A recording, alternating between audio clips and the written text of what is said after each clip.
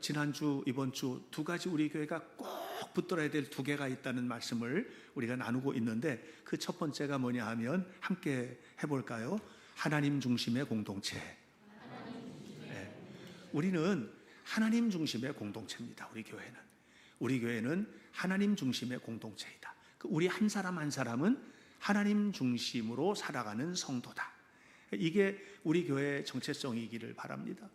그러니까 무엇을 하든지 어디를 가든지 항상 우리는 마음속에 누구를 염두에 두고 살아야 되겠어요?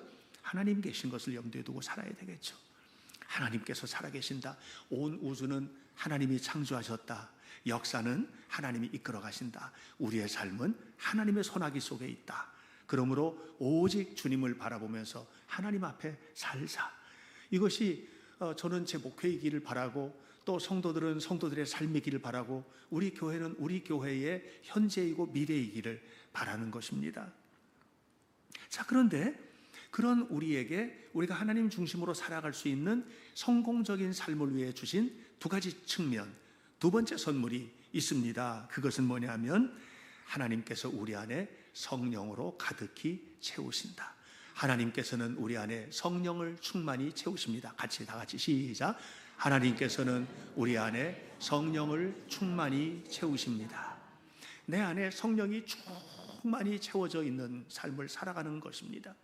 성령께서 우리를 이끌어 가시는 것이죠. 로마서 15장을 보면 18절에서부터 19절까지의 좀 특이한 말씀이 반복이 됩니다. 구약 성경을 계속 인용을 하거든요. 짧은 말씀이에요. 18절부터 19절 앞부분까지니까 두 절도 안 되는 짧은 속에 네 번을 구약 성경을 인용을 해요. 자, 보세요. 그리스도께서 이방인들을 순종하게 하기 위하여 나를 통하여 역사하신 것 외에는 내가 감히 말하지 아니하노라. 그 일은 말과 행위로, 표적과 기사의 능력으로, 성령의 능력으로 이루어졌으며, 요 뒷부분에 나오는 얘기를 제가 지금 착각을 해서 잘못했는데, 자, 이 부분은 뭐냐면 사도 바울의 간증이거든요. 다시 한번 보겠습니다. 다시 한번 18절부터 보면, 그리스도께서 이방인을 순종하게 하기 위하여 나를 통하여 역사하신 것 외에는 내가 말하지 않겠다. 이 얘기는 무슨 얘기냐면, 바울은 하나님을 내가 믿는 믿음으로 지금 사역을 감당하고 있는데, 내가 지금 너희들에게 이야기하는 것은 내가 직접 경험한 거다. 내가 눈으로 본 것이고 내 손으로 만진 것이고 내가 직접 경험한 것이다. 그 이외에는 내가 말하지 않겠다. 그게 뭐냐? 그거는 말로 한 것이든 행위로 된 것이든, 그 다음에 표적으로 된 것이든 기사의 능력으로 된 것이든 모든 것이 다 성령의 능력으로 이루어진 것이다. 내가 경험한 것, 내가 하나님을 믿는 믿음 안에서 경험한 이 모든 것들은 다 성령의 능력으로 된 것이다. 이렇게 이야기를 합니다. 사도 바울이 다메섹으로 내려가는 길에서 변화를 받은 것 여러분 다 아시죠? 다메섹으로 내려가는 길에서 바울이 변화를 받았습니다. 하나님, 예수님 만난 겁니다. 그리고 나서 이제 선교 사역을 위해서 보냄을 받게 되는데, 어디로 보냄을 받았느냐 하면 하나님을 전혀 모르는 세계로 보냄을 받은 겁니다.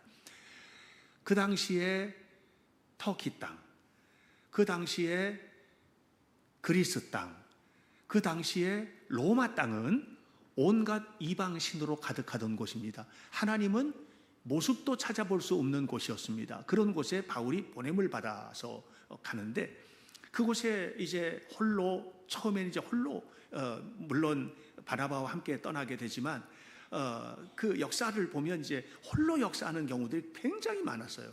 그렇게 이제 떠나가지고 활동을 해 나갈 때, 그가 말할 때, 지금 15장 18절로 19절에 말이에요. 그가 말할 때, 그가 행동할 때, 또 어떨 때는 표적이 나타날 때, 심지어는 어떤 표적이 나타나느냐면 막 걸어가는데 그림자라도 닿으면 병자가 낫고요.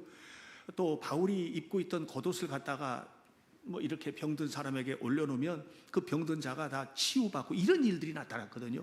표적이 나타날 때 이 모든 일들은 나는 모르는 일이다.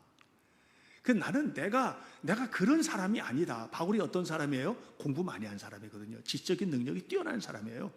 그가 지금으로 말하면 세계 최고의 학부, 또 대학원을 다녔고 박사학위를 가진 사람이고요. 또 가말리엘 문화생으로서 촉망받는 미래를 가진 사람이고요. 정치적으로나 종교적으로나 모든 면에 있어서 부족한 게 하나도 없을 만큼 진짜 젠틀한 그런 사람이거든요. 그 나는 뭐 어디 가가지고서는 너 명하노니 너 죽은 사람 일어나라, 뭐 병든 사람 일어나, 이런 거 경험해 본 적도 없는 사람이라는 거예요. 그런데 그런 내 속에서 말할 때 나타난 능력들, 행동할 때 나타난 능력들, 기사와 표적들, 이 모든 것들 다 어디서 왔냐?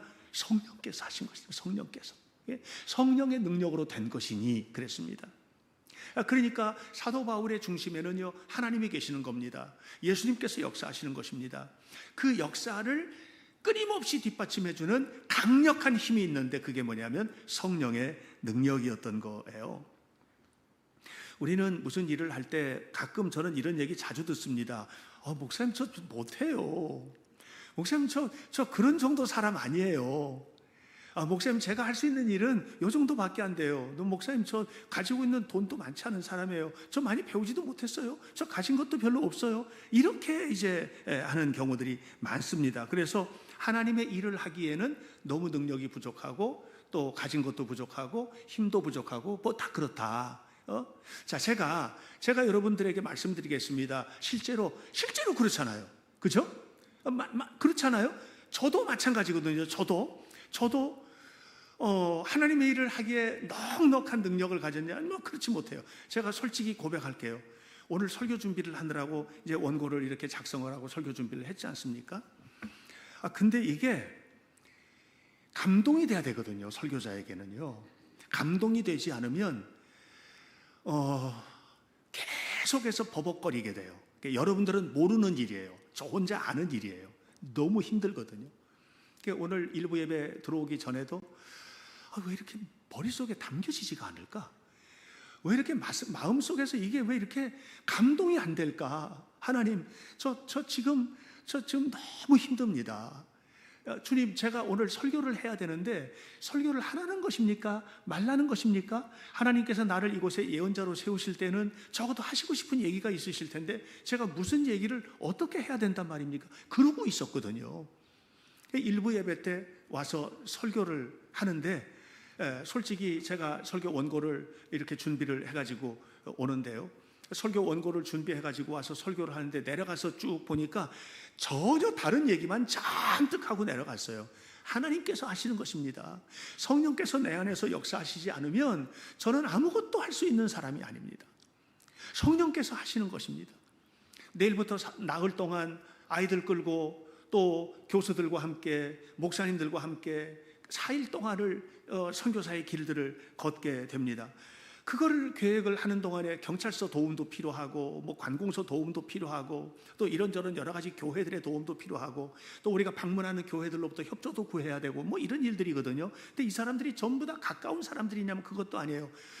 이천경찰서 바로 엊그제까지 제가 우리 홍 전사님이랑 같이 가가지고 협조 구하느라고 그냥 거기 가가지고 교통계에 가서 이 일 하는데 제발 좀 도와주셔야 됩니다 하고 부탁을 했어요. 광주경찰서, 여주 모든 분들이 다 잘 도와주기로 약속을 하셨어요. 이게 다 하나님께서 하시는 일이 아니면 이게 어떻게 가능하겠는가? 모든 교회들마다 다 사실 손님이 와가지고 대접하고 하는 일들이 쉬운 일이 아닌데 기쁜 마음으로 이 일을 하는 거 너무나도 감사하다. 제가 여러분 가지고 있는 능력들이나 지식의 수준이라든가 이런 것들이 큰 사람이 아니거든요. 그런데 내년까지 감리교회에서 굉장히 중요한 기도 예배소를 만들어야 돼요. 이 일들을 함께 하는 사람들 정말 꿈에라도 대단한 사람들이거든요. 이런 분들이 함께 저와 함께 이 일들을 해나가는 것들, 이거 어떻게 이게 가능한가? 이것저것 여러 가지 것들을 가만히 살펴보면 요즘에 제 안에서 되어지는 일들, 제 주변에서 되어지는 일들을 생각하면 하나님께서 나를 통해서 하시고자 싶은 일이 무엇일까? 저는 이 일을 놓고 계속해서 기도하고 고민할 수밖에 없습니다. 성령께서 하시는 것입니다. 우리 하람이가 이번 주에 영국에를 갑니다. 안지홍 권사님이 기도하면서 눈물을 글썽이셨어요. 나는 왜 그런지 알죠. 왜냐하면 하람이가 살아온 것들, 그가 거쳐온 것들을 다 아니까. 아는 사람들은 정말 열심히 박수 쳐줘야 되는 일입니다. 지난주에 몇 차례 함께 주일날도 만나고 이렇게 만나서 얘기를 나눴는데 하람이가 그런 얘기했어요. 자기가 그동안에 참 두려웠던 순간들이 있대요. 그것은 고등학교도 졸업하지 않고 그냥 중간에 중단해 버렸잖아요. 그리고 군대를 갔거든요. 그때 군대 갈 때 그때 너무 힘들었는데 그거를 이겨낼 수 있었던 것은 하나님께서 주시는 말씀이었다는 거예요. 새벽 예배에 나왔는데 그날 목사님께서 말씀해 주시는, 선포하시는 설교 말씀을 통해서 얼마나 큰 힘을 얻었는지, 그래서 지금도 그때 그 말씀을 마음속에 담고 있다는 거예요. 그러면서 하는 얘기가, 그런데 내가 살았던 모든 순간부터 가장 두려운 순간이 이제 영국으로 가는데, 영국으로 가는 지금 이 순간이 저는 목사님 제일 두렵습니다 그러더라고요. 그래서 하람아, 뭘 두려워, 응? 하나님이 함께 가시는데, 하나님이 함께 가시는데. 지난주에 우리 교회 아이들 3명이 유학을 갔잖아요. 미국으로, 독일로 유학을 다시 또 복학하느라고 떠났는데, 그 아이들 갈 때도 똑같이 했어요. 뭐가 두려워? 하나님이 함께 가시는데. 여러분, 뭐가 두려워요? 하나님이 함께 가신다면 두려울 일이 없는 거예요. 내 안에 성령이 충만하시다면 그분께서 내 삶을 통해서 역사하실 것입니다. 네. 저 아이가 이제 2년 취업 비자를 받아서 영국에 갑니다. 영국에 가는데 버밍엄에 들어가서 이제 1년간 일을 할 거고, 그때 열심히 이제 세이브를 해가지고 그 다음에는 영국에서 대학을 진학을 하려고 계획을 하고 있어요. 얼마나 대단해요. 꿈에라도 꿨겠어요. 예? 너무나도 대단한 일이 아니겠습니까? 저는 정말 감사하고요, 온 마음을 다해서 응원할 거예요. 하나님께서 이끌어 가시기를 축복합니다. 무슨 얘기를 하느냐? 내가 하고 싶은 일이 아니라 성령께서 이끌어 가시는 일들이 있어요. 내가 계획하고 다 가는 것 같으지만 그게 아니에요. 성령께서 이끌어 가시는 거예요. 이 교회를, 우리의 삶을, 여러분 모두 한 사람 한 사람을, 여러분의 자녀들을, 지금은 혼란스럽고, 지금은 걱정스럽고, 지금은 괴롭고, 어떻게 할까, 어떻게 될까, 이런 생각이 들실지 모르겠어요. 그러나 여러분, 하나님 앞에 기도하며 키우는 자녀는 망하지 않을 것이고, 기도 속에서 나아가는 우리의 발걸음 속에는 하나님이 열어주시는 길이 열려지게 될 것을 믿습니다. 그러므로 우리가 대답해야 돼요. 나는 내가 할 수 있는 일만 평생 하고 살 것인가? 아니면 하나님께서 나를 통해서 하시고자 원하시는 일에 내 삶을 한번 맡겨볼 것인가? 여기에 대답을 해야 됩니다. 내가 할 수 있는 일만 하고 산다고 한다면 우리는 할 수 있는 일이 별로 많지 않을 것입니다. 그러나 하나님께서 나를 통해서 하시고 싶은 일에 눈을 뜨게 되면, 그러면 그때에는 우리가 할 수 있는 일들이 너무나 많아지는 것이고, 그리고 부족할 때마다, 연약할 때마다 하나님 앞에 엎드려 기도하면서, 하나님, 저 지금 너무 힘든데요? 하면 하나님께서 지금도 말씀하시잖아요. 이렇게 말씀하시고 또 말씀을 통해서 우리의 삶을 새롭게 이끌어 가시는 것을 기억하시기를 축복합니다. 우리에게는 수많은 생각들과 제약들이 있습니다. 걸림돌들이 너무나 많이 있습니다. 야곱이 외삼촌 라반으로 집으로 도망을 갔던 것은 형이 무서워서 도망을 간 겁니다. 그 형 에서가 가져야 할 축복, 에서가 받아야 할 장자의 명분들, 이거 전부 다 사기치고 속이고 거짓말하고 아버지까지 속이고 다 가로챘잖아요. 그래서 형한테 맞아 죽을까 봐 도망을 간 거거든요. 그런데 고향 땅으로 다시 돌아오게 되는 겁니다.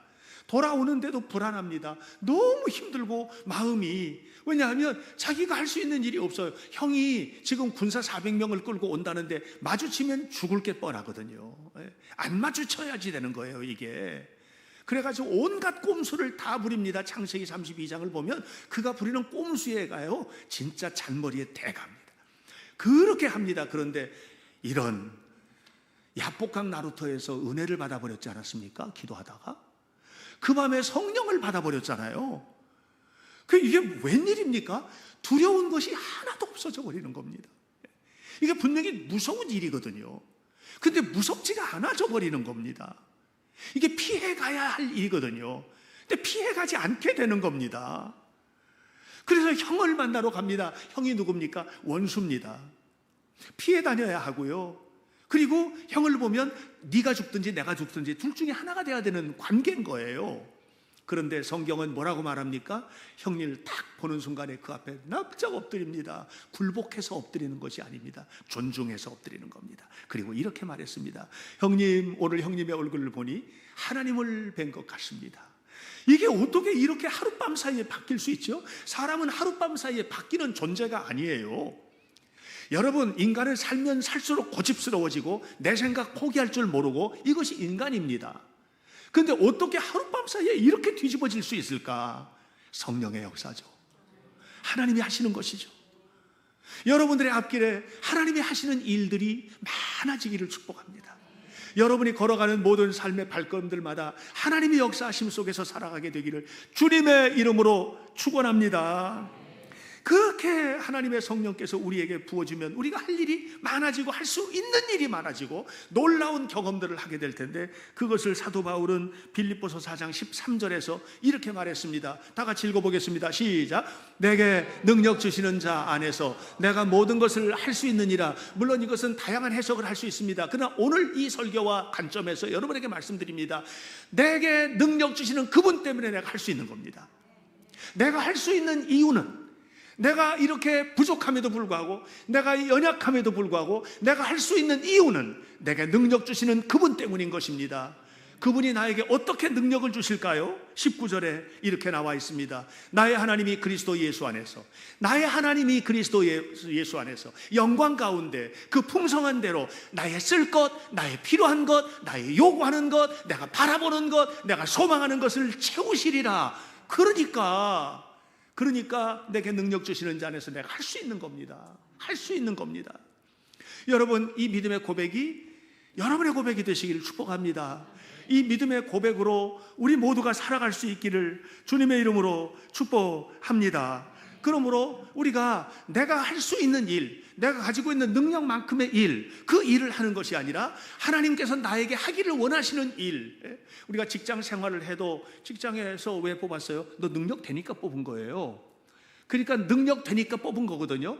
어떤 회사에서 여러분 사람 뽑을 때 능력 안 되는 사람을 뽑습니까? 그런 법은 없는 겁니다. 능력이 되니까 뽑은 겁니다. 그런데 들어갔는데 능력 이상의 것을 하는 겁니다. 이 사람은 뭐냐면 그 일을 직업으로서, 직장의 일로서 하는 것이 아니라 하나님의 사명으로 감당하는 거죠. 전혀 다른 결과가 나오는 것입니다.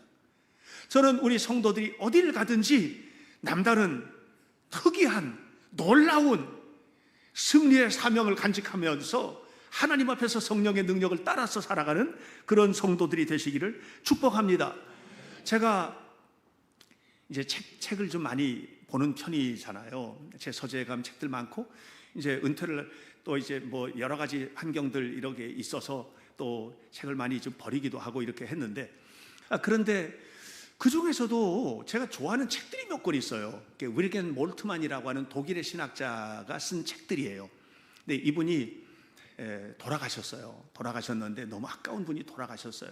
근데 제가 이제 독일에 박사학위 하러 갔을 때 그분 그 연구실, 대학원장실에 들어가 가지고 함께 얘기도 나누고 해서 사진도 찍은 게 있어서 제 방에 있거든요. 너무너무 좋아하는 분인데, 그분의 책 제목 중에서 너무 은혜스러운 책 제목이 있어요. 십자가에 달리신 하나님이라는 책이에요. 십자가에 달리신 하나님, 나를 위하여. 저는 제목만 봐도 너무 좋아요. 그런데 이 설교와 관련해서 진짜 좋은 제목이 하나 있어요. 성령의 능력 안에 있는 교회라는 제목의 책이에요. 성령이 하시는 일에 대한 것들을 신학적으로 풀어낸 거예요. 너무나도 좋은 책이에요. 성령의 능력 안에 있는 교회. 여러분 모두가 성령의 능력 안에 있기를 축복합니다.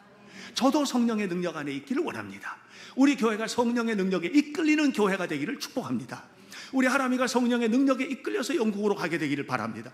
여러분 모두가 다 성령의 능력에 사로잡혀서 미래를 꿈꾸고 소망하고 하나님 앞에 살아가기를 주의 이름으로 축복합니다.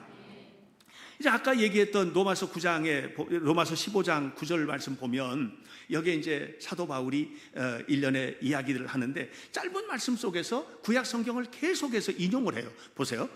이방인들도 그 긍휼하심으로 말미암아 하나님께 영광을 돌리게 하려 하심이라. 그 앞에 얼마나 놀라운 하나님의 영광을 드러나는 일들이 있었는지를 설명했어요. 그리고 난 다음에 이렇게 말해요. 기록된 바, 그러므로 내가 열방 중에서, 기록된 바는 뭐냐면 구약 성경에 기록되기를 이 말이에요. 그러므로 내가 열방 중에서 주께 감사하고 주의 이름을 찬송하리로다 함과 같으니라. 그리고 난 다음에 또 이렇게 말합니다. 또 이르되, 구약 성경의 말이에요. 열방들아 주의 백성과 함께 즐거워하라 하였으며, 그 다음에 또 보세요. 또 구약 성경의 얘기예요. 모든 열방들아 주를 찬양하며, 또는 백성들아 그를 찬송하라 하였으며, 또 그 다음에 또 이사야가 이르되 이새 뿔이 곧 열방을 다스리기 위하여 일하시는 이가 있으리니 열방이 그에게 소망을 두리라 하였느니라.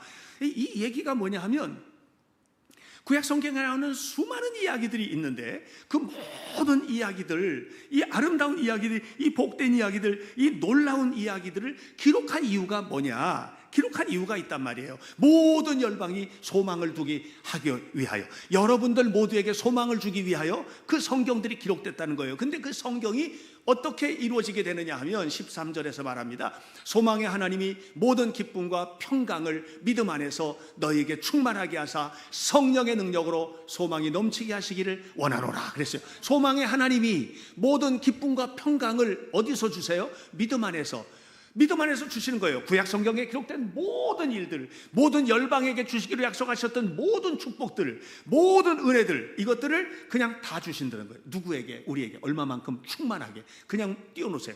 충만하게 말이에요. 너희에게 충만하게. 근데 그것이 구체적으로 이루어지는 자리가 어떤 자리냐? 성령의 능력이 임할 때. 성령의 능력 안에서 살 때. 그러니까 여러분 신앙생활도요, 멋없이 신앙생활하는 것은요 그냥 습관 따라 신앙생활하는 거예요. 근데 멋있게 신앙생활하는 것은 뭐냐면 성령의 능력에 이끌려서 사는 거예요. 이런 사람들은요 전혀 달라요. 살아가는 삶이 다르고요, 스케일도 달라요. 물질을 사용하는 스케일도 다르고요, 마음을 쓰는 스케일도 다르고요, 사랑과 함께하는 스케일도 다르고요. 이 스케일이 달라져요. 어떻게 달라져요? 하나님의 마음을 품고 사니까는요 째째하지 않죠. 우리가 하나님께서 주시는 능력과 은혜로 살아가는 그런 삶을 살아야만 하는 것입니다. 요한계시록 5장을 보면 예수님에 관한 얘기가 나옵니다. 천사들이 찬양합니다. 죽임을 당하신 어린 양은 능력과 부와 지혜와 힘과 존귀와 영광과 찬송이 있다. 그 안에 뭐가 있어요? 죽임을 당하신 어린 양, 예수님이죠. 그 안에 누가 있어요? 능력이 있고요, 부가 있고요, 지혜도 있고요, 힘도 있고요, 존귀도 있고요, 영광도 있고요. 모든 것이 다 담겨 있다는 거예요. 이게 예수님이에요. 근데 그 예수님이 어떻게 하시기로 약속하셨냐? 마태복음 28장 20절 이렇게 말씀하십니다.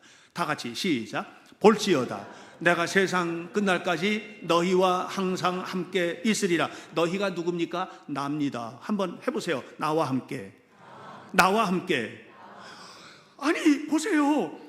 능력과 부와 지혜와 힘과 존귀와 영광과 찬송을 받으시는 주님이, 그 모든 것을 가지고 계신 주님이 영원하도록 나와 함께 동행하겠다는 거예요. 언제 가능한 일입니까? 성령께서 내 안에 계실 때 이루어지는 일임을 기억하시기를 바랍니다. 하나님은 누구와 함께 일하십니까? 목사와 함께 일하지 않습니다. 여러분 착각에서 벗어나야 돼요. 목사님이 되면 하나님과 함께 일하는 사람 아니에요. 절대로 그렇지가 않아요. 하나님은 장로와 함께 일하십니까? 직분자들과 함께 일하십니까? 전혀 그렇지 않아요. 목사도 자기 일하고 장로 직분자들도 다 자기 일하는 사람들이 널렸어요. 그 누구와 함께 일하실까요? 성령에 사로잡힌 사람, 성령에 이끌리는 사람, 성령의 능력 안에 사는 사람, 하나님이 중심인 사람, 오직 주님을 바라보며 하나님 앞에 살아가는 사람, 이 사람을 통해서 일하시는 겁니다. 저도 우리 교회 장로님들도 여러분들도 모두 그와 같이 하나님 앞에 쓰임받게 되기를 주님의 이름으로 축원합니다.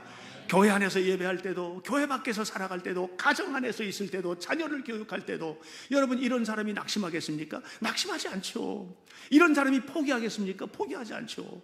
절대로 그렇게 하지 않습니다. 이번에 아이들 데리고 유럽에 갔을 때 파리에서 국립묘지를 갔습니다. 아이들과 함께 국립묘지에 가가지고 거기는 너무 미로처럼 돼 있어서 누구 묘지가 어디 있는지 잘 모르는 거예요.